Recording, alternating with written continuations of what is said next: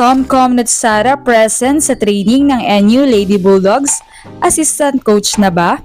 CMFT at CCS may palitan ng players?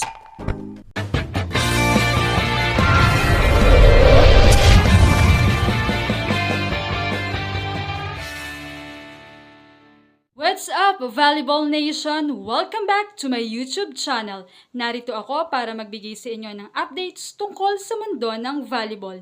Pero bago yan, don't forget to subscribe and hit the notification bell para updated ka sa aking mga videos.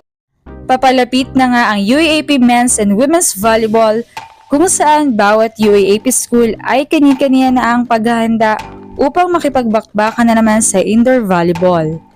Bawat school nga o university ay may mga goals kung saan nga ay syempre masungkit ang championship title.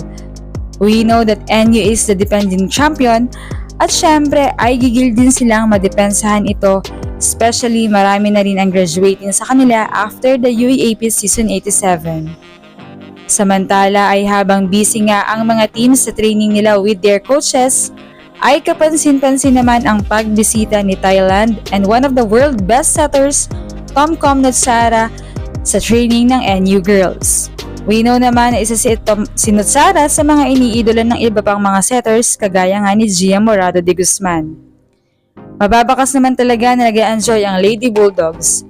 Sinatan pa nga ni Nutsara si Alastar Alyssa Solomon. Habang may mga ilang larawan pa nga nakuha kasama ang coaching staff ng NU Lady Bulldogs. Hinaka naman ng mga fans ay ano kaya ang dahilan sa likod ng pakikijoin ni Nutsara sa training ng Bulldogs. Will she be part of the coaching staff since retired na rin naman si Nutsara sa volleyball career niya? Well, ayon naman sa mga fans, kung magko-coach din siya, di doon na lang sana sa bansa sa Thailand dahil syempre yun ang kanilang mga bata na nakasama. Baka naman imbitasyon lamang ito at ginarab lamang na opportunity, ayon pa sa ibang fans.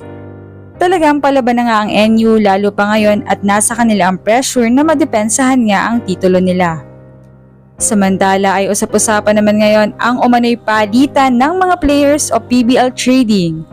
While alam natin na parang kada conference may mga bagong rules na naman. Kaya talagang hindi natin masasabi ang mga pasabog na magaganap sa liga sa mga susunod pang conference. Kagaya na nga lamang ng isang post ng very reliable and credible source Mother Lily kung saan ayon sa kanya, gusto niya ba ng pasabog na chika? Pilitin niyo muna ako. Maya-maya pa ay ipinost niya muli na, medyo nice ako today, may tanong na lang ako. Kung may implement soon ang trading sa PBL teams, sino ang gusto nyong i-trade? Kung kanino para sa mga fave teams nyo? Na parang nangaasar na emoji. Ilan nga sa mga komento, sana si Pons malipat sa CCS para tandem ulit sila, ang si Pons. Ang iba naman ay sana ibalanse naman ng Ribisco Management ang Shoko Mucho at CCS. Unfair na masyado, kawawa ang Shoko. Samantala ay lalo pang naghinala ang fans na baka mabawasan at may maadis talaga sa creamline dahil talagang loaded na ito.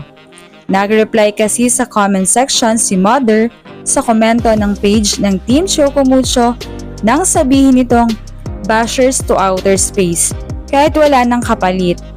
Ayon naman kay Mother, Team Shoko Mucho need na nilang mabawasan talaga. Sana kuhanin ng mga aliens sa true.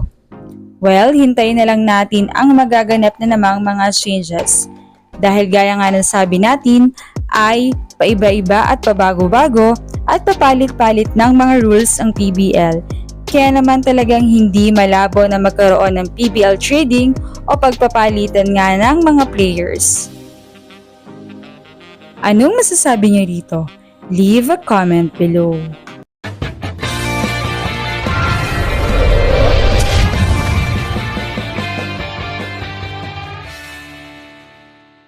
What's up, Volleyball Nation? Welcome back to my YouTube channel. Narito ako para magbigay sa inyo ng updates tungkol sa mundo ng volleyball. Pero bago yan, don't forget to subscribe and hit the notification bell para updated ka sa aking mga videos.